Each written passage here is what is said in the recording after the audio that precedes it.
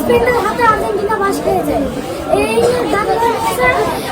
এটা করেছে না, কি দিয়ে মারছে তোমাদেরকে? একটা মোটা লাঠি দিয়ে। আর্জেন্টিনাকে ব্যঙ্গ করায় 17 শিক্ষার্থীকে বেধড়ক পিটিয়েছেন শিক্ষক। একখণ্ড বৈদ্যুতিক তার দিয়ে পেটানোয় গুরুতর জখম হয়েছে 4র্থ শ্রেণী পড়ুয়া ওই শিশুরা।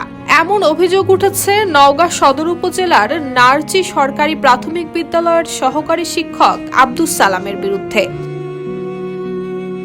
অভিভাবকরা জানান, শিক্ষক আব্দুস সালাম আর্জেন্টিনা সমর্থক। দল হেরে যাওয়ার পর কয়েকজন শিক্ষার্থী তাদের ব্যঙ্গ করে গান গাওয়ায় শ্রেণীকক্ষে ঢুকে রাগের মাথায় এভাবেই কোটি কোটি মানুষের ঘরে দেশ জুড়ে ফ্রিজ একটাই, ওয়ালটন। বৈদ্যুতিক তার দিয়ে মারধর করেন ওই শিক্ষক। ঘটনার সময় শ্রেণীকক্ষে থাকা 23 জন শিক্ষার্থীর মধ্যে 17 জনই আহত হয়েছেন।